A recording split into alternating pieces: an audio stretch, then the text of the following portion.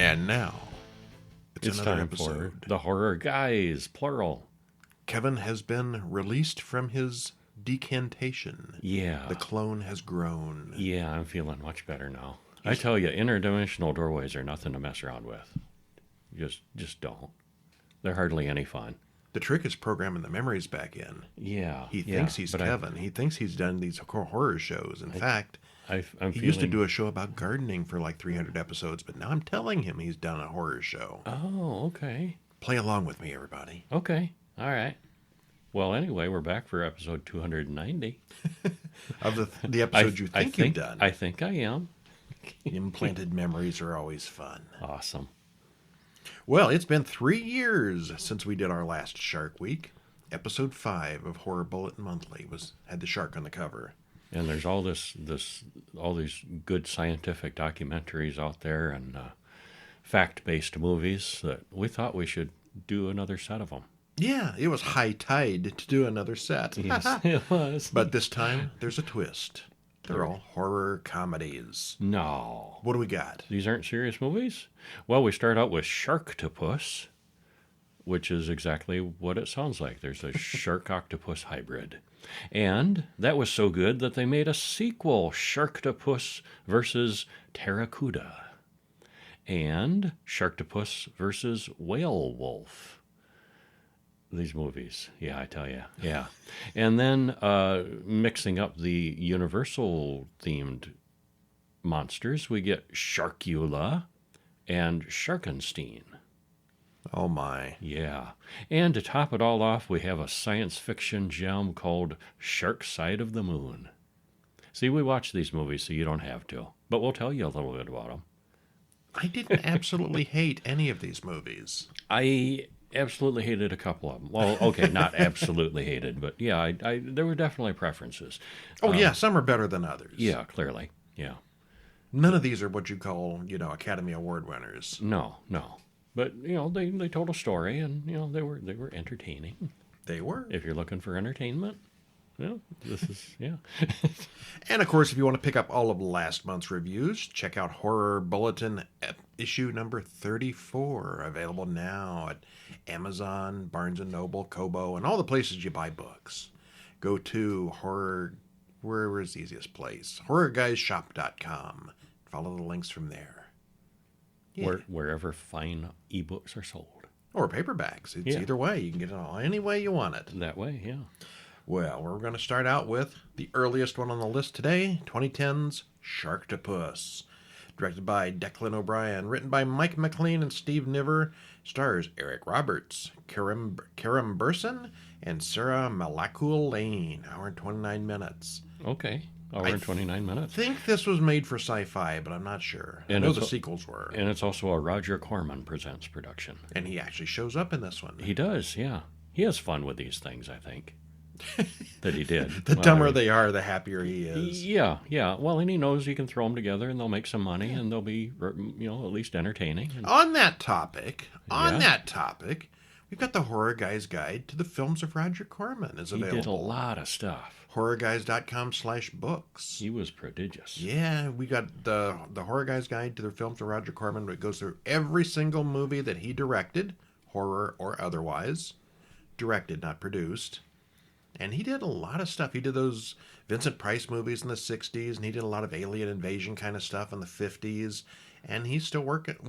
He just died a couple months ago. Mm-hmm. Yeah. Was working up till the end. Yeah. And if you go over to OurLongPress.com, there's a full-on biography of Roger Corman there, yes. Nice. You can learn about him with one book or his movies with the other. So, yeah, we've covered him pretty thoroughly. Well, what's this movie about? Well, you have to just let yourself go and think of this one as silly entertainment and enjoy it. When a shark isn't scary enough, add some tentacles, and you've got another level. And this was well made for what it is, with some low-level CGI. We thought it was a pretty fun watch overall, though. I will say the CGI from 2010 looks like CGI from 1990. It's not well done. It's not. I don't think it was even well done for the time. No. It's pretty obvious CGI. Well, we open on a bright sunny day at Santa Monica Beach as the credits roll. One girl goes for a swim as her friend remains behind to play on her phone. Soon, a shark fin appears and chases Bree. Just as about to bite her, giant tentacles reach up and kill the shark. That wasn't the shark you expected. Wasn't the one, no. Yeah, but that shark is here now. And this creature looks like half a shark, but it has tentacles too, and some kind of electronic control device on it. So it's a good guy shark. Yay! It saved the girl. Well, we cut to a control room where Nathan Sand shows Commodore Cox footage of the whole incident. Nathan's daughter, Nicole, explains that S-11 is completely under their control, a new weapon for the U.S. Navy. Well, they recall S-11, but it's on an intercept course for another vessel.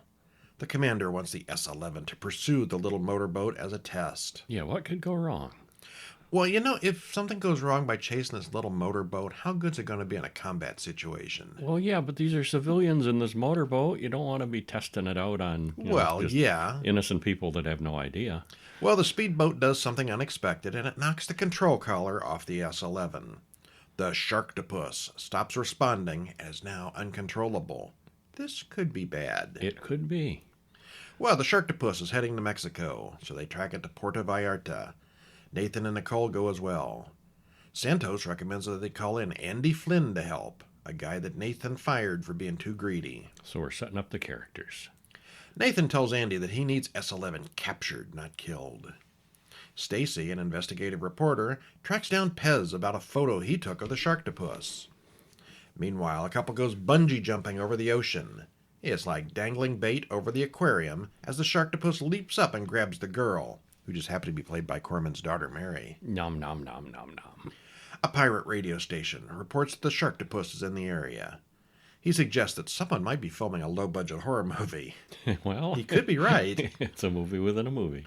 Pez takes Spacey to where he saw the creature, and they soon see it again. The creature attacks a bunch of people on the beach and causes a stampede. Stacy reports this on the news, so now everyone knows about it. Pez thinks he can track the creature from the previous movements. It's moving along the coast. Yeah. In a predictable pattern. Andy confronts Nicole about what she's hiding. Sharks aren't serial killers. Could they have genetically modified the creature to make it more vicious? Andy and his men dive where they think the creature is, and it fights back, eating everyone but him. Andy gets a big gash on his leg, but Santos patches him up. And he really didn't seem too upset about that. Did he lost all his guys, or that he got bit? Both. He shook it off pretty well. He's tough. Yeah. Nathan tells Nicole that he enhanced its aggressiveness to make it a killer for the military. Andy and Nicole run into Pez and Stacy's boat. Pez is eaten by the shark before Andy shoots at it, running it off. Sharktopus then attacks Bob and Ed, a couple of jet skiers, before heading for another beach. And they're like, Bob, look out. Ed, look out. And these guys just had their names made up on the spot. Yep. It's Bob and Ed. Bob and Ed. Stacy figures out that Blue Water is behind the creature, a shady genetic engineering firm with government contracts. The creature then eats the pirate radio guy, even as he makes fun of it on the radio. Everybody's getting eaten in this movie. After a few more random attacks, Commander Cox wants to bring in a team to kill the Sharktopus, but Nathan still wants it captured alive. The creature then attacks the main resort in Puerto Vallarta, and that's kind of crazy. Andy shoots at it, but it appears to be bulletproof. Yeah, it has appeared to be bulletproof all this time. Every time they shoot it, and they say, yep, well, there's no wounds or anything, but they keep shooting it. Nathan shows his true colors as he confronts Andy, but Nicole takes Andy's side. Suddenly, the Sharktopus attacks all of them, and Nathan's goons are all killed. When it grabs Nicole, Nathan jumps in, and it kills him instead. The Sharktopus arrives at another resort and starts eating people and jumping for people riding on the zip lines. It likes to jump for its food. It's like a, SeaWorld attraction. Mm-hmm. Nicole tells Andy that the creature's kill switch might still be working, but they have to get close to it. Meanwhile, Stacy and her cameraman meet an unfortunate end. We're running out of characters pretty quick. This movie's about over. We are, so the end is near. Andy tranquilizes the monster and keeps it busy as Nicole tries to hack the kill switch on her computer. It's all very tense until she guesses the password, and the shark's brain explodes. All right. We're not going to see that Sharktopus again. Nope, we don't. Well, yeah. The dialogue from most of the characters is just awful. It's all bright and pretty and looks really good. The cameraman was great until someone opens their mouth to speak. Well, and it's impressive too. I mean, even the script was not great, but then you take an actor like Eric Roberts, who's super experienced, and even he, can show up and take a script like this, and you can tell that he's an experienced actor. There is a difference. He's like the only one who's actually acting here. Yeah, and there is a difference of somebody who's really experienced, and it's not a great script, but he can take it, and he worked with it, and we've picked on Eric Roberts before for his bad acting in some of these indie movies. This one, he was probably the best thing about it. He was the bright spot in it. He's got like 700 movie credits. Oh, he absurd. Literally will work for a bag of potato chips or something. He loves the work, and I think somebody comes to say, will you be in? And he says yes before they finish the title. I think, excluding soap opera actors, he may have the highest IMDb credits of anybody I've ever seen. He's way up there. He's way up there. Yeah. All right, well, anyway, the CGI here is really dated, if it ever looked good in the first place. Seeing the shark crawling around on the beach with tentacles is that's just special. Yeah, it was. There are lots of shirtless guys and girls in tight bikinis, and even a funny cameo by Roger Corman himself. Roger Corman likes to put in supple young flesh. He does. That's kind of his thing. He knows what appeals to people, and that appeals to him too, and apparently. The cameo with Corman, he's watching around and he watched some girl find some gold on the beach, a gold coin. And she gets eaten by the shark. She's bikini clad, of course. Yes. Yeah. She gets eaten by the shark. He goes over and picks up the coin, bites it, and smiles because he is so cheap in real life. It's an in-joke about how cheap he is. He don't care about the girls. He just wants that gold. Yeah. Still, this was intended to be cheap and cheesy, and they aren't trying to win any awards here. It's well filmed, and this non-CGI bits all look good. It's not like one of those cheap indie films. It looks good. It's well made. Uh-huh. The concept itself is what saves the film. What could be scarier than a shark with tentacles? Well, keep in mind that as bad as it was, it still managed to spawn 2 sequels. If you just leave your brain at the door and go along with it, it is just silly fun. Yeah, it was okay. It was all right. Yep. You're not going to get any surprises here. It's not going to win any awards, but it's good. It's all right. It entertained me. Yeah. Well, what's next? They made a sequel. But No. how can they? The Sharktopus was blown up. Sharktopus versus Pteracuda. Directed by Kevin O'Neill, written by Matt Yamashita, stars Rob Hillis, Robert Carradine, and Katie Savoy. Hour and 28 minutes. Trailer in the show notes. You should totally watch the trailers before you watch the movies on these. Uh-huh. Let you see just what you're getting into. Yeah. Well, spoiler-free, despite the definitive death of Sharktopus in the first movie, they find a way to make a sequel. And actually, I kind of guess that this is how they would do it because they did leave a little opening in the first movie. Yeah, a little. This one is a step above the first one, with slightly better everything and clearly a bigger budget. The CGI is still blatantly CGI, looking cartoonish at times, but it gets the story told. What's better than one giant genetically modified creature? 2 of them. Yeah. Yeah. Yeah, we thought it was entertaining. Of the week, this was my favorite. Really? Yeah. Uh-huh. Yeah, it was. Really? Yeah. Thought it was the best made, the best characters, the best. Yeah. I like the third one better. I like the Whalewolf. Oh, okay. It was more straight up comedy, and I thought it was just better. That one was definitely. They tried to be serious. They were still trying to be funny in the third one. In this one, they were trying to be serious. Well, and sorta. they mostly pulled it off. Yeah. What happens? Well, we get some flashbacks to the previous film's best kills. As the Sharktopus's head and body explodes, we see an egg sac float away from the body. And they've enhanced it a little bit in this that's one, how but they we did saw it. that in the first movie, too. There was a hint of it. Well, we cut to a fishing boat where Lorena pulls up the egg sac. She cuts it open, and there's a teeny little Sharktopus inside. It's like a little goldfish-sized thing. It's so cute. And it's snarling at her, like, rawr, rawr, and she's holding it between 2 fingers. Yeah. Well, elsewhere, Dr. Rico Symes and his team have developed a flying monster called a Pteracuda, a cross between a barracuda and a pterodactyl. Because if you're going to make a half-breed, those are the things you're going to think of. Oh, yeah. Go with, the most fierce creatures that you can think of. And, yeah, what could go wrong? Yeah. Well, the government was afraid of it, so he paid for it and built it himself. And as he brags about how much it's going to be worth, the creature escapes and refuses to come back to the base. Didn't see that coming. Except then it does come back to the base and kills one of the technicians rather dramatically. But he's like, yeah, well, can't make an omelet without breaking a few eggs. he's kind of cold-hearted about this. Well, Hamilton, Rico's head of security, goes after the monster in a helicopter with a team, and it turns out to be bulletproof. Rico says the control devices are still working just fine, but someone else is in control. They've been hacked. Well, the helicopter crashes into the ocean, and they learn that the creature can swim as well as fly. Barracuda. And he loses his entire team. Well, we cut to Mondo del Mar, an ocean resort, which advertises, coming soon, Sharktopus.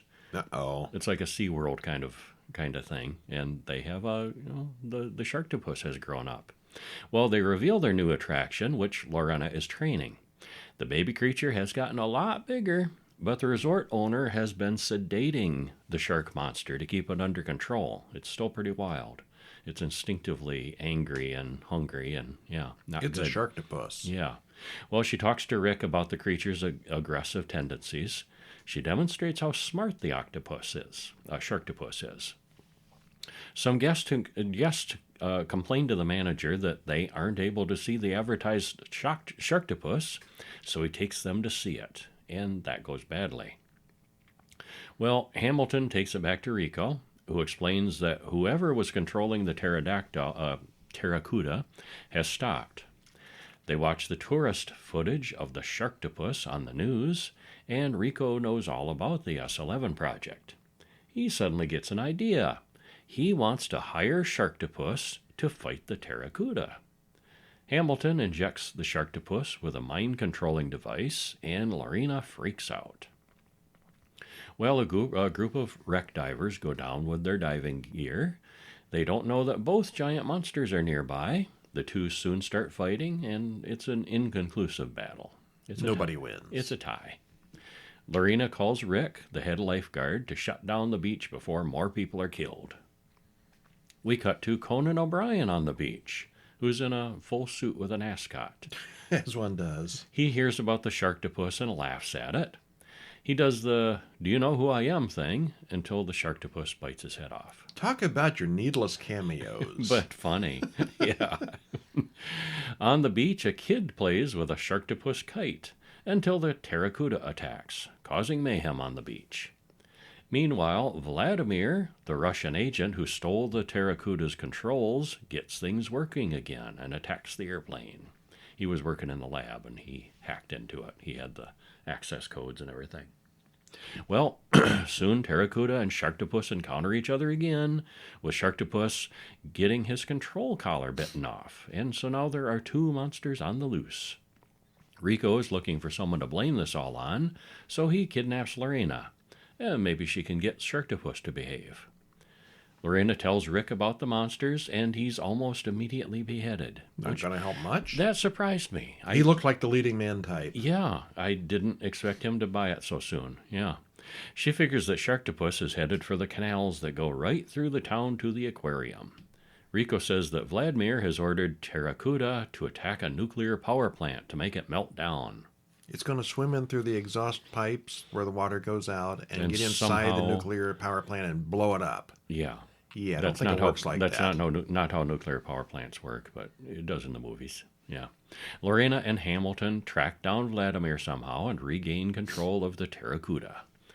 A new report announces that Rico is wanted for questioning in the whole ordeal.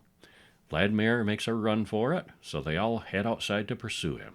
And the Pteracuda gets him first. That was a satisfying one. The Sharktopus comes for Lorena before fighting his winged adversary again. Hamilton uses Rico as bait for the creatures, and soon the Pteracuda comes for him. The two that was kind of a gruesome one. The two creatures kind of like tug-of-war, and they each get a piece. Lorena reads Rico's notes and figures out that the Pteracuda is starving and has to eat constantly to stay alive. Its metabolism is just out of control. She thinks they can use that to lure it in and kill it with a disco ball. It likes shiny things. It likes bright, shiny things. Yeah, it's attracted to them. Lorena falls overboard, and Sharktopus comes to her rescue to fight the Pteracuda. Meanwhile, Hamilton shoots the Pteracuda with his spear gun. Hamilton and Lorena speed off in their boat as the explosives in the harpoon go off, killing both monstrosities. Oh, no, we see that the Sharktopus survived. Yeah, never see him again. It only got the Pteracuda. Well, the dialogue and acting here are still campy, but they're also miles ahead of the first film.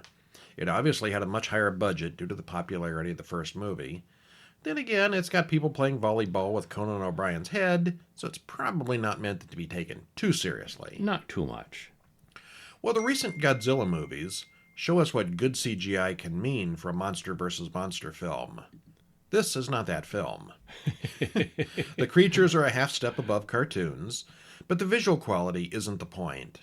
It's still hokey and dumb, but it's much better made than the first one. Yeah, it is. Yeah, we liked it. All right, now for something good, right? Yeah, uh-huh. Sharktopus versus Whalewolf, 2015. No, Whalewolf. Whalewolf. I'm going to say that wrong 18 times. I know it. It's a whale wolf. Whalewolf, yeah. Half whale, half wolf. Because the Sharktopus survived, they had to make another movie. Directed by Kevin O'Neill, written by Matt Yamashita, stars Casper Van Dien, Catherine Oxenberg, and Jennifer Wenger. Hour and 25 minutes trailer in the show notes.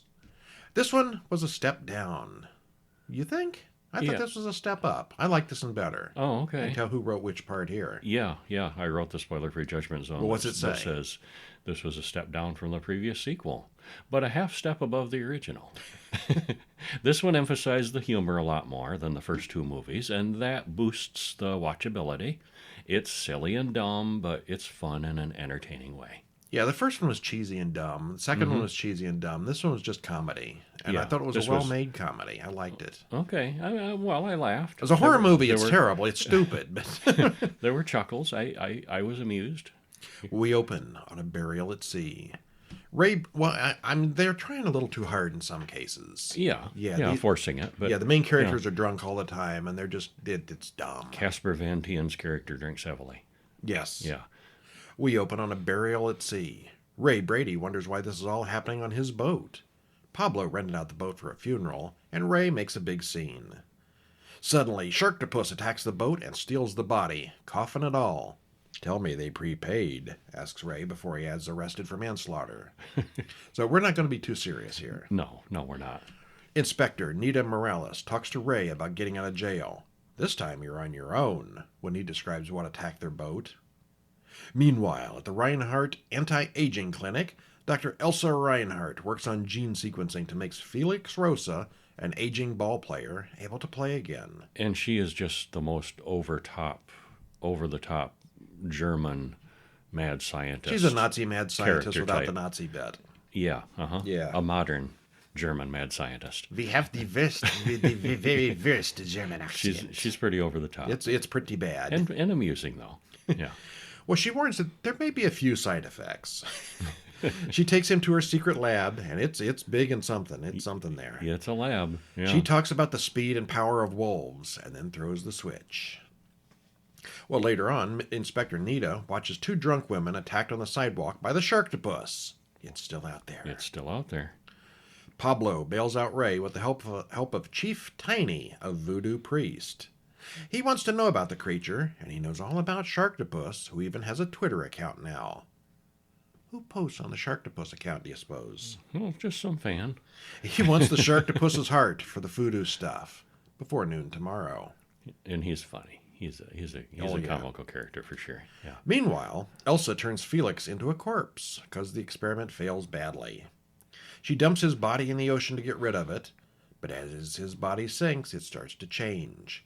He growls and takes a bite out of her, which she likes. Oh, bite me again, in bad German accent. Mm-hmm. His human DNA is rapidly disintegrating, and this might have something to do with moonlight. Because science. Because Whalewolf. Because wolves and whales, orca, and yeah. Yeah, whatever. Yeah. Just don't. Moonlight. In the morning, Nita joins Ray and Pablo to hunt the tentacled shark monster.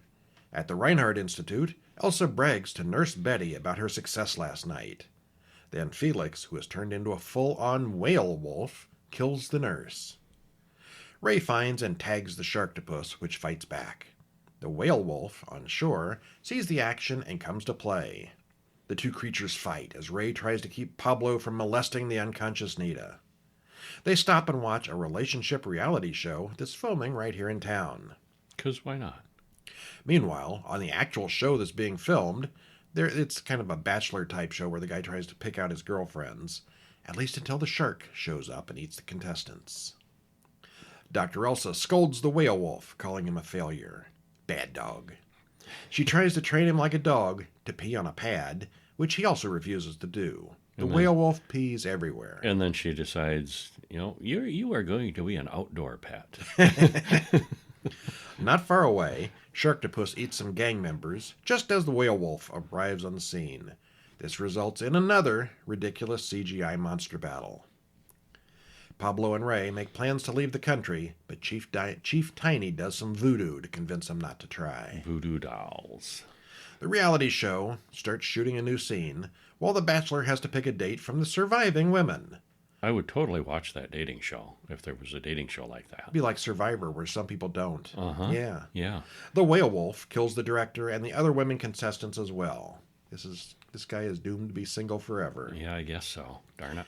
Nita looks up Sharktopus online, but can't find much on the whale wolf. But she does get a lead that points to Dr. Elsa, who used to work for Blue Water, the lab that created Sharktopus. At the lab, Dr. Elsa calls the Humane Society to give up her dog. Whale wolf catches on and kills her. Yeah, what do you think the Humane Society is going to do when they come and see that thing? They're going to say nope and turn around. Yeah. And leave. When Nita and her partner arrive at the lab, they find the wolf. Ray takes Chief Tiny a piece of tentacle, which mostly pacifies him. There's a whole thing about cockfighting and Tiny's big, tough cock. This joke goes on for like 3 minutes. But it's totally worth it. It's really funny. Ray and Pablo get a call from Nita, who's pinned down by the whale wolf. She's been bitten, but they get her away. A couple of people get bitten by this whale wolf. And I thought that was going to go somewhere. Yeah, but it doesn't. It's not contagious. No. There's a quick car chase that leads the whale wolf to the dock, where Sharktopus awaits. The two enemies go at it once again in the town square. Wow. Nita has Elsa's laptop and reads through her records. They know Felix Rosa was involved and may even be the whale wolf. Ray suggests that Chief Tiny might be able to use his voodoo to control Sharktopus. Oh, that's something they haven't done before. No, it's different. Tiny already has a Sharktopus voodoo doll already made.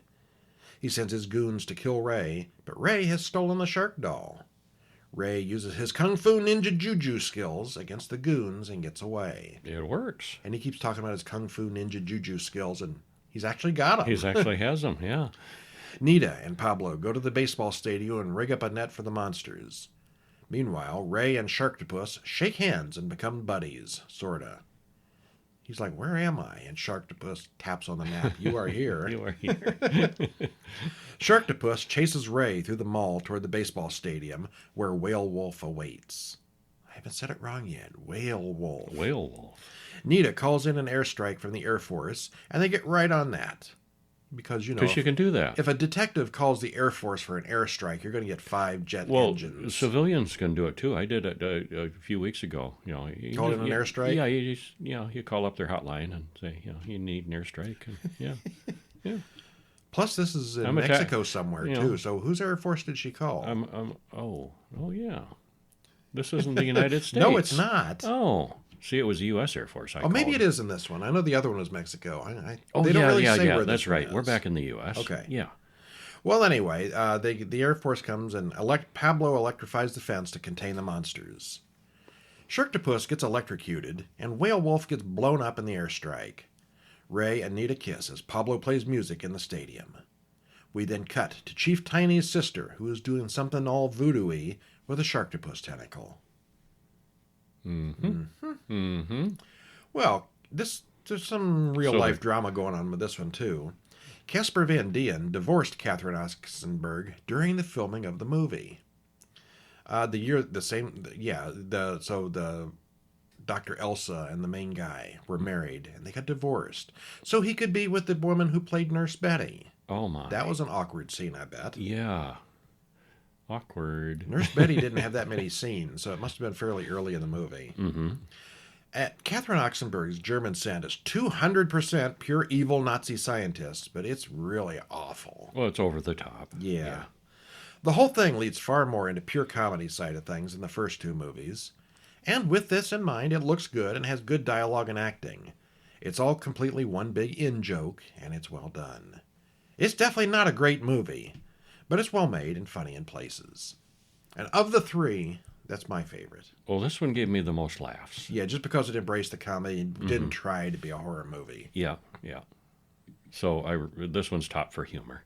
No, actually, the one that's top for humor is up next. The short film, Gwilliam. Oh my gosh. This is one you have to check out. This is one you need to get your grandma to watch. Oh, my. Maybe not. Directed by Brian Lonano, written by Victoria Cook, Brian Lonano, and Kevin Donald Lonano. Stars William Tokarski, Paul Painter, and Blair Bathory. 5 minutes and 37 seconds, and there's a link to watch it in the show notes. Mm-hmm. Yeah, this is... I don't know if this is the best short we've seen this year, but this may be the funniest. What happens? Well, a prisoner is being released from prison today, and one of his jailmates recommends this local bar where it's the best, and he does end up in the local bar where he admires the women and he reads some graffiti. For a good time, go out back, which he promptly does. And he does not have a good time, or does he have a good time? And that's all you can say with this one. Yeah. One of the quotes from it, "You can forget your sins, but you can never forget your Gwilliam." I will never forget Gwilliam. Yeah. This is not what either of us were expecting, and it's seriously messed up and very well done. Yeah, there's very little we can say about this one without giving it all away. But, yeah, wow. Uh-huh. Yeah, this one's a gem. A gem of something. Oh, speaking of gems, Uh-huh. 2016's Sharkenstein. Oh, yeah. Directed by Mark Polonia. And if you look at Mark Polonia's other works, he's done like 100 of these cheapy independent movies, and about half of them are related to sharks. He's obsessed. He's either obsessed or he's figured out how to do it. He's got his niche. He must, they must keep, giving him pleasure and making money, I guess. They must be making enough money to pay for themselves. Enough to keep it going, yeah. But, yeah, you look at his movies, he's got a lot of the same cast people over and over and over. They're the same type. These are like the movies that cost $8 to make and make 15. So, so they're very low budget. Well, you said community theater. Yeah, I was just going to add that. The look of it, and this isn't not necessarily a bad thing, because these are very cheap, low budget movies. I have seen many community theater productions that are very entertaining and tell the story, and get the job done. But I thought, this is a community theater production. It looks like it. It has that look to it. If you've seen community theater and then you see this, I bet you'll say, "Hey, that's community theater." Yeah, just the sets and the lighting and Okay. Yeah. Well, anyway, directed by Mark Polonia, written by J.K. Farlow, stars Greta Volkova, Ken Van Sant, and Titus Himmelberger. Hour and 25 minutes. Trailer in the show notes, and you definitely want to see the trailer before you watch this one. You should see the trailer. Yeah. Spoiler free. Spoiler free. Go ahead. This was a very low budget production, and it does show. I mean, it looks like everyone's having a good time here, and they tell a story with the tools that they have available. So it isn't all bad. A story was told, a pretty wild one, and it kept us watching. There's low-budget indie movies that just look like crap because it seems like they're very poorly made. Mm-hmm. And then there's like this one that it looks like crap, but it's well done. It was still entertaining. Well, I think that's the director's experience. Yeah. He knows how to get the most of what he's got to work with. It's a good bad movie. Yeah. I mean, yeah, it kind of entertained me. It was a weird story. Oh, yeah. Yeah.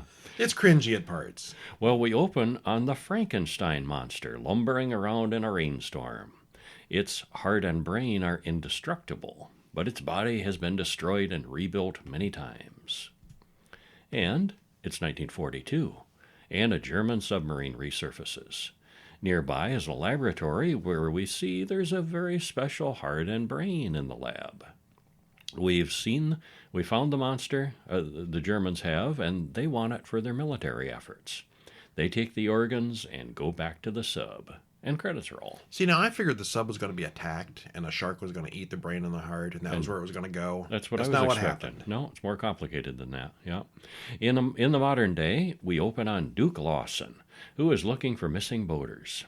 We get a weird point of view shot where we see a really scarred up shark eat a girl on the beach. Oh boy, this first attack. Mm-hmm. She's standing there on the beach, and suddenly this big puppet shark comes across the screen, and she disappears. And a splash of blood. Yep. Yeah. Sesame Street could do it better.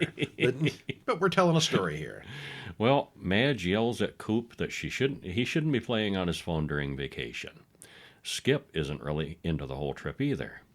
Catsman Cove, where they're headed, is reported to have had several cases of missing persons in the area.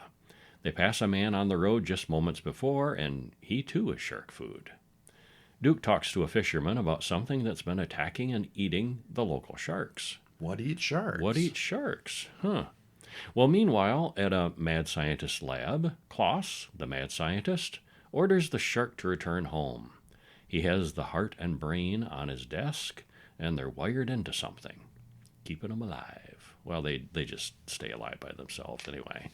Well, Madge, Skip, and Coop get to the dock and meet up with the guy who owns the boat. He's weird and doesn't speak, but what could go wrong with a little boat out on the ocean? He's like, I'll be in your movie, but I don't want to talk. Yeah, maybe that was the case, yeah. Well, they all go out, and they have a surprisingly good time with the mute boat driver. Until Duke pulls up in his boat, and he warns them about the local trouble, tells them they must get back to shore for safety. Well, Duke calls in divers to search the waters for some of the missing people or sharks or whatever they find, and the shark finds and eats many of them. This was some pretty good underwater photography. It was not bad. Think maybe it was stock footage? Maybe, I don't know. Yeah, it was decent though. Yeah. Well, much to Klaus's sadistic glee, he's watching. The shark then goes to a crowded beach and eats another girl before returning to home base. The shark runs into Midge and the guy's boat, breaking the propeller. The guys decide to swim to a nearby island, and Midge reluctantly follows them. They explore the island, which, of course, is where Klaus lives in his secret lab. They see the shark monster just before Klaus shows up with his gun, and Klaus explains the whole thing. Probably because he was eager to tell somebody he's there all alone. You know how it is with mad scientists. They're all gleeful. This is my plan. Finally, someone I can gloat to. Yes. He's got Frankenstein's brain controlling the shark now. He's also got Hitler's brain, but that's a project for another day. Well, meanwhile, Duke realizes that the boat hasn't come back to the marina, and he goes looking for them. Klaus operates the shark and implants the heart and brain into it. Okay, I guess he didn't actually have the brain in there. It was like I think that's what the wires electronically. was. Yeah, you said life support. No, I don't think that was it. It was transmitting, and now it's actually inside the shark. Yeah. And all the guests are there watching, and of course he exclaims, "It's alive!" There we go. Because you have to do that in a Frankenstein movie. You do. Well, he tries to get the shark to obey. He orders Sharkenstein to kill the kid's mute boat driver, which it does. But the monster gets annoyed by Klaus and eats him. I was getting a little annoyed with him, too. Yeah. Well, the shark knocks the whole house into the ocean and then eats Skip. Madge and Coop swim out to Duke's boat. They tell Duke all about it, and he amazingly believes them. Oh, Frankenstein and the shark. Okay, let's move on. Yeah, okay. Yeah, I believe that. Yeah. Well, the shark comes after them and follows them up onto the dock. And lightning strikes the shark, and it gets even stronger, standing up on two legs now. Well, okay then. It's evolving. Duke pulls a torch out of somewhere and drives it off. Where'd he get that torch? Suddenly he has a torch in his hand. The shark then crosses land, stalking cows in the field. Sharkenstein kills Coop in the woods, and Duke and Madge miss the whole thing. Well, the locals, the peasants, are revolting. They grab their axes and guns and stalk off into the woods. I didn't see any pitchforks or torches, but No, okay. no, You know what they are. You know what this is. Kind of modernized, yeah. They're looking for the monster. Madge gives Duke a recitation about all the Frankenstein movies. She knows them better than we do, probably. Yeah, she's good. Duke and Madge go to an old lighthouse, and Duke says they store explosives inside. That's handy. They wire up the explosives and wait for the monster. Duke lures the monster there by cutting himself because sharks can smell blood miles away. Madge hides as Duke leads the giant man-like shark into the lighthouse. The villagers set the place on fire with Duke and the monster inside. Duke and the shark come out onto the roof, and he tells them to start shooting, and everything explodes. Could this be the end of Sharkenstein? Well, Madge knows the heart and brain can never be destroyed. Waiting for Sharkenstein, too. It could be. Well, they had a budget of probably $11 for special effects here, and they really stretched it. Still, it tells the story, so it's good enough. The shark is clearly a puppet, but it's kind of a cool puppet. It's even got bolts on its neck. There are just too many plot holes to even start a list, so we're going to let that one slide. Yeah, just don't go there. Yeah. It's a no-budget film put together probably just mostly for fun. At least that's what I hope they did it for. And it's actually pretty good if you take it for that. If you're looking for quality on a great quality on a level of Sharktopus, you might want to keep looking. And Kevin adds that when he sees a production like this, he hopes the folks involved keep working on other projects, getting better and more experienced as they go. They have the fundamental idea down, tell the story, and keep the audiences interested. Yeah, it's a cardinal sin when the movie bores me, or they fail to tell a story. Which happens sometimes with indie movies. Sometimes it happens with the big budget movies. It does, yeah. It can happen with any movie, yeah. But we finally saw Furiosa, by the way. That's why yeah. I mentioned being bored by a big budget movie. Boy, that's a yacky movie. Yeah, that is such a big turnaround from the previous film. They really needed to compress that down, and the action was good. Like Fury Road was. The action was not one. as good. We'll get to that next week. But yeah, the action was not as good. But yeah, it was long and draggy. Yeah. You know what's next? Sharkula. You can't say it like that. There's a theme song. Sharkula, Sharkula. They say it over and over and over as the theme music goes on. Yeah, they do. And I can't stop hearing it now. Sharkula. 2022's Sharkula, directed and written by Mark Polonia. Again, He's obsessing back. with sharks. Uh-huh. Stars James Kelly, Tim Hatch, and Jeff Kirkendall. 1 hour and 11 minutes. Trailer in the show it's a notes. short one. This is a short one, which is why we watched it. Yeah. Spoiler free, the premise is as silly as it sounds, yet it's kind of awesome at the same time. And what's worse than a shark? A vampire shark, of course. It's low budget again, but they tell a story and kept us watching, so the basic needs were met.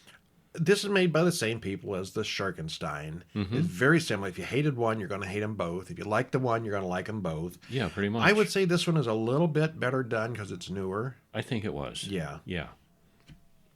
Okay, so we watch as an angry mob chases Dracula through the fields in a blurry flashback. They corner him at the edge of a cliff and stab him. He falls into the ocean below and is bitten by a shark. Uh-oh. We're told dark forces conspired to keep Dracula alive. As credits roll, along with a not quite so good but still catchy theme song. Sharkula.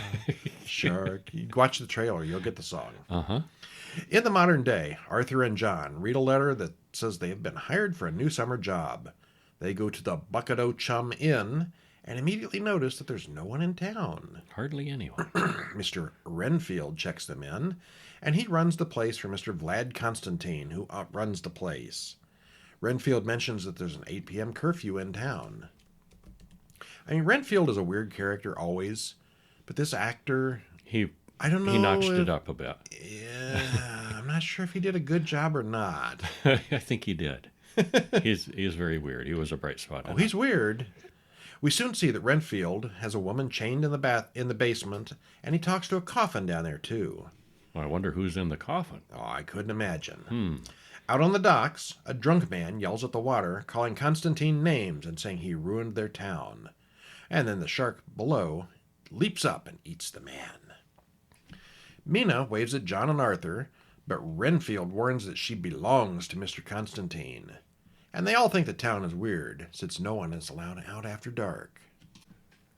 We cut to Dracula in the basement of the inn as he tells the chained woman that she's going to be a sacrifice. He, Renfield, and some cultists lead the woman through town as John and Arthur watch in confusion. They sacrifice her to the shark in the ocean. John and Arthur wonder why there's an altar on the beach. Could it be for virgin sacrifices? More or less. Usually what you think of, right? Yeah. Mina warns John that he should leave town as soon as he can, and he sees glowing red eyes in the water. Sharkuda. We cut to Renfield, and we see just how weird he is. Constantine has Renfield invite John and Arthur for dinner, and he tells them how the town works, and it all makes sense to them now. He warns them to never open the crates that they're unloading. Reggie and his girlfriend were driving through town, and their car breaks down. He sees the red glowing eyes in the water, and it eats him. Then it pulls his girlfriend out of the car.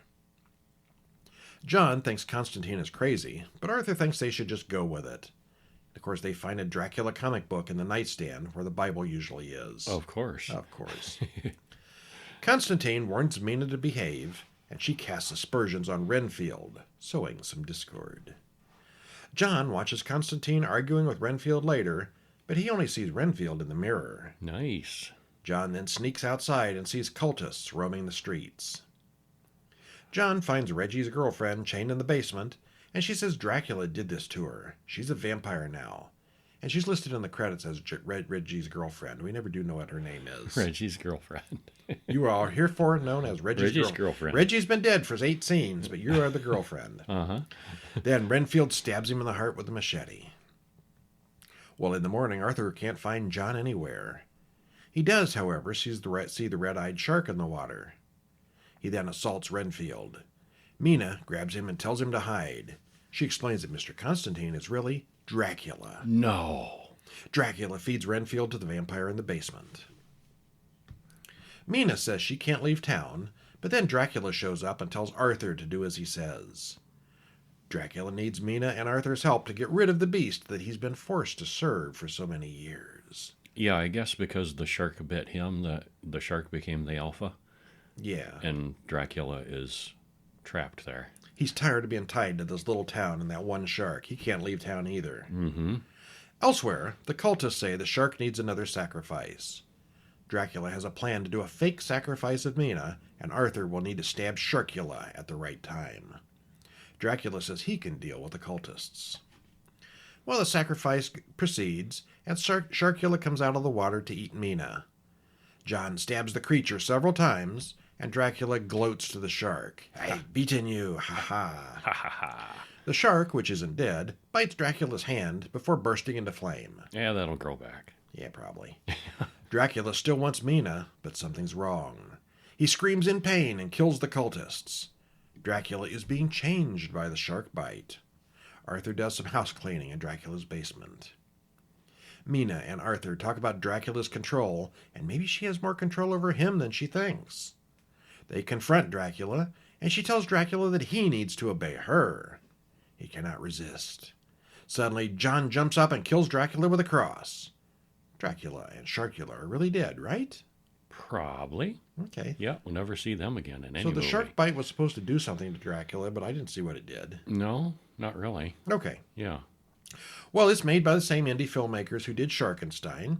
In some ways it's better, and in some it's worse. The shark itself has bat wings which can fly, which is kind of a neat idea, but it doesn't really look that good. It's a pretty well-written story. I mean, on paper, it's a good script, I imagine. Mm-hmm. The only thing that really holds it back here are the terrible actors. And the low budget. We always read the IMDb trivia for these things. It says they got the name of Arkham for the town from Batman. Completely ignoring Lovecraft. Whoever wrote that trivia. Arkham Didn't in start Batman with Batman. came from Lovecraft. Yeah. Yes. And of course, of all the Dracula shark movie hybrids out there, this is probably the best. Well, it's the only one I've seen so far. I should probably point out that everything we've seen this week was on Tubi. Yes, they are. Kevin was traveling, and this was the only way we had to see movies together at different places at different times. Tubi is amazing. I like Tubi. They got all kinds of good stuff. They They got all kinds of stuff. I won't say it's all good. They do throw in some commercials, But yeah, if you want to It's watch free. movies, Yeah, it's it's- free. Yeah, great app. I watched it on my iPad, and they do have a lot of good stuff. It's not all just low budget things like this. Oh yeah, they got good movies too. They do, yeah, movies you've heard of, and yeah. All right, now for my favorite of the week. Okay, This was my favorite. Okay. It's kind of awful too, but Shark Side of the Moon 2022, a Tubi original. mm-hmm. Directed by Glenn Campbell and Tammy Klein. Written by Ryan Ebert and Anna Rasmussen. Stars Maxie Wittrak, Ego Mikitas, Michael Marcel, and Tanya Rex. Hour and 28 minutes. Trailer in the show notes. And it seems like they crammed a lot into an hour and 28 minutes. Seems like it moves briskly and it's a fits very lot active movie. Yeah. There's no real draggy slow points. Yeah. Yeah. Well, they took a wild premise, sharks on the moon, and made it into a passable movie, so hats off to them. Oh, this sounds like Kevin was not thrilled. Well, it was okay. This one is way out there with some really bad science. Oh, that's true. And it has a decent science fiction story, and it was entertaining overall. Yeah, overall, I was pleased. It takes place on the moon, and so there's spaceships and astronauts. It's a sci-fi movie. And it's futuristic-y. The technology is ahead of where we are now. Yeah. Yeah, with the ships and so forth. Yeah, just Activity on the moon, do not but- even try to pretend to figure the science on this one. Yeah, because I like how the sharks can move around under the ground with their fins hanging up. well, and they're walking around the moon with just a little oxygen in their nose. Yeah, that too. You're walking around on the surface of the moon with. Oh, but they explain that. That makes perfect scientific sense. Yeah. Uh-huh, yeah. Yeah. It is the future after all. And the ending, I watched the ending 3 times, and it still made no damn sense. Yeah, that's that was something. All right, well, what happens? Well, we're told in 1984 Americans went into space in their shuttles, but at a secret lab in Moscow, scientists feed their subjects in a tank. Their subjects are smart, and they talk to each other. They're smarter than expected. Well, suddenly the electric fence goes down, and we see they've been developing humanoid shark monsters. These are like man-shaped sharks. Uh-huh. Clearly they're sharks, but they got arms and legs and walk around. Yeah. The scientists activate a lockdown, but it's hard to escape the land sharks. If they get into the ocean, they'll be unstoppable, one of them cries. So a pair of scientists run on their own to their experimental space shuttle. Because you'd have one of those right outside the shark growing facility. Of course, yeah, it's a multi-purpose facility. Well, the monsters are chasing them and follow them inside, and they launch the ship, taking the shark monsters along with them off of Earth. And credits roll. All right, that's how the sharks got to the moon. Yeah. Well, in the present day, which is really the future, there's a moon launch scheduled by the Americans. One of the crew gets sick, and Michael, an alternate astronaut, is assigned to the mission. And they're all kind of they know Michael, and I get the impression that he and the captain probably had a romance at one time, and there's a history with these people. But it doesn't go anywhere. No, it never does. Yeah, none of that matters. Yeah, Commander Tress doesn't much like Michael, but they can't reschedule the launch because they got a limited window, so they're going to go for it. Well, there's some kind of electromagnetic disturbance that cuts off radio contact from Earth. Something goes wrong, and they find themselves off course toward the far side of the moon. No, not there. And of all the odds, I mean, space is big, and the moon is fairly big. It's not as big as Earth, of course, but, there's all this orbital space. They're saying, well, there's this satellite on the that's over the far side, and we'll be fine. We can use that to, that'll communicate back with Earth. On the way of crashing, they hit the satellite. Now, what are the odds of that happening? But it happens, so they crash land on the surface. There's no satellite, so there's no way to communicate with Earth. Well, they all check out the ship. They can hold out for months, but they can't take off unless they get parts. Well, there is a broken rover and some other probes and things nearby. There's about a mile walk away. So 4 of the astronauts, they suit up and they go out for a walk.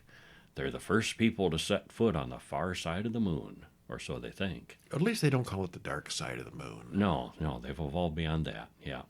They check out the rover, but then Liam gets a bloody nose, and because he hit his head during the crash, but he's probably going to be okay. something comes toward them under the surface, making ripples underground. And then they see shark fins. Why are there sharks on the moon? Well, they smelled the blood. Yeah. Well, one of the sharks dies in a booby trap, and the Americans find a Russian walking around, breathing without a helmet on. He's the one who killed the shark. He thinks the Americans have been sent to rescue him. It's been 40 years after all. Sergei is the scientist who survived the first trip, and Akula is his adopted daughter, but she's odd. Sergei leads the group to his base. Yeah, he's got this like breathing nose thing, And she doesn't have anything at all. No, she's just walking around on the moon. Yeah.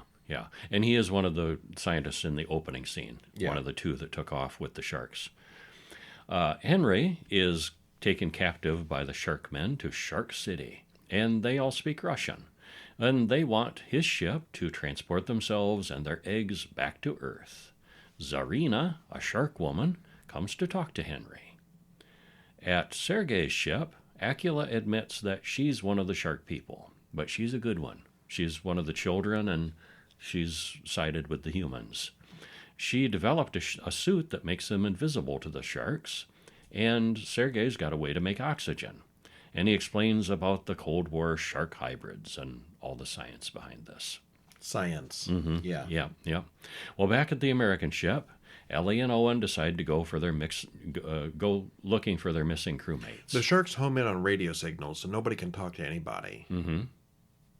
Well, they soon find Liam's arm, and when they radio the ship, the sharks home in on the signal. The humans don't live long after that. The Sharkman Scar bites off Henry's foot at Serena's command, then cauterizes it. She wants to know where his ship is. She says that she's the ruler of the hybrid sharks. Well, Sergei explains that there were only a dozen or so sharks originally, and they don't know how many there are now.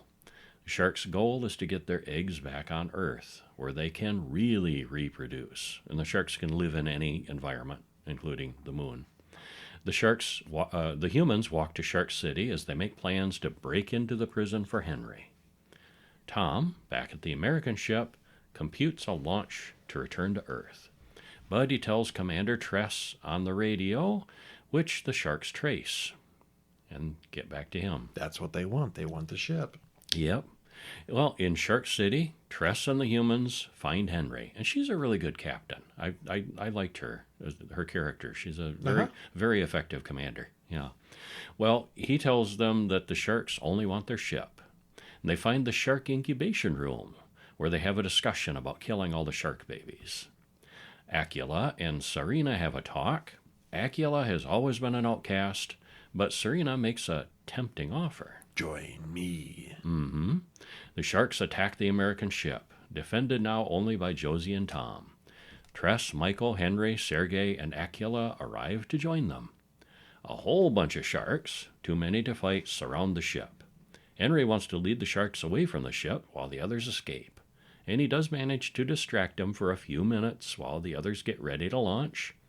Serena and the others show up outside, and they all get ready for a battle. And there's lots of running around doing things in the ship. Both Josie and Tom are killed. It looks bad, so Tress, she surrenders to the shark, Serena. Serena says that Akula taught them how to fly a ship. Well, Akula denies being a traitor. She's loyal to the humans. Tress offers to bring the sharks supplies. The humans could help the sharks thrive and live on the moon. But Serena isn't interested in that. She wants to go back to Earth with her eggs. She goes to the cockpit and launches the ship with her eggs on board. All the humans jump out of the ship as it launches. They make their way to Sergei's ship, which can take off using Tom's flight plan. Akula and Serena jump out of the ship. Serena is not killed, but she does have brain damage. Did we see Serena again? I don't believe we they did. specifically mentioned brain damage. She's not dead, but we don't see her But again. we never saw her again, and the eggs got blown up. Okay. Yeah. Anyway. But they can make more. There's still lots of sharks there. Sergei comes up with a plan. Oh, the eggs didn't blow up. The ship's still there. Oh, the ship was still Yeah, there. it's Okay. floating around. Oh, okay. All right. It blows up later. Oh, yeah. Okay. Well, Sergei comes up with a plan to crash his ship into the magma under the surface of the moon, creating tidal waves of lava that will wipe out the sharks. And them, unfortunately. Science. Because the moon has that much active lava just below the surface. Yeah. He says goodbye to Acula and the others. Acula, Tress, and Michael go outside to battle sharks with spears as Sergei does his thing on the ship. Sergei crashes the shuttle into Shark City, and the lava explodes everywhere. It even reaches the American ship, which crashes into the lava. There it goes. There's the eggs. And all the sharks, and yeah. Well, somehow... Things go boom. Something explodes with enough force to take the 3 humans back to Earth. Yeah. I watched this part 3 times, and I never understood how what went on here. It's like an escape pod or something, or they wind up in the ship. oceans of Earth with an inflatable escape boat. Yeah. Which would have been on the American ship that blew up in the first place. Right. The American ship blew up. Sergei's ship blew up. Where did this boat come from? I don't know. How did they survive the trip through the atmosphere? We don't know. Well, it was encapsulated in lava, and the lava burned off as they re-entered, and then they landed in the ocean and they were fine. What? Yeah. Yeah. What? Yeah. Anyway. Yeah. Tress, Michael, and Acula launch a rubber inflatable boat and talk about how lucky they are. Acula starts screaming in pain, though. She's pregnant and giving birth to a shark hybrid baby. Well, she then jumps overboard and she's spitting out a whole bunch of babies. We see them floating all around the raft. Now there are human hybrid sharks in the ocean of Earth. Uh-oh. Uh-oh. But maybe they'll be good sharks because Acula's a good person. Well, early on, even before they launched the spaceship, somebody mentions lava on the far side of the moon. And we were thinking, that's Chekhov's lava. That's got to be going somewhere, yeah. Uh-huh. Well, this 2022 CGI is obviously CGI, but it's not awful. It's better than the other movies. I like how they made up a way to lose their helmets on spacesuits. It's a silly thing, but it allows for better interaction between the characters. Yeah, to be able to walk around without spacesuits. Yeah. And actually, the practical effects were decent in this, too. Lots of practical sets and the science sharks are stuff. obviously CGI, but it's all well done. Yeah, yeah. Yeah, okay. And how is it that the ships were so heavily damaged but could take off? Doubly more for Sergei's ship. He'd been there for 40 years. Plot. And he takes it off and flies it to the base. The power of plot. How did the final survivors get back to Earth? Well, and also it was a space shuttle, too, which take off, with booster rockets. It was laying flat on the moon's surface. Uh-huh. Shuttles don't take off like that. That's true, yes. Yeah. There's a lot here that doesn't make sense. Yeah. But it's mostly saved just by the ridiculous concept. Yeah. Yeah. It was watchable and entertaining. Yeah. Yeah. My favorite, Shark Side of the Moon. Okay. Your favorite? Sharktopus versus Pteracuda. Okay. Yeah. We are differing on the shark movies. Yeah. They're all awful in their own ways. They are, but we were entertained. All right, well, tune in next week where we get off the sharks and back to a normal variety of new and old movies. We got a bunch of weird stuff for you next time. We do a mishmash of things. Yeah. Yeah. And until then, I'm Brian. And I'm Kevin. We'll see you next week. See ya.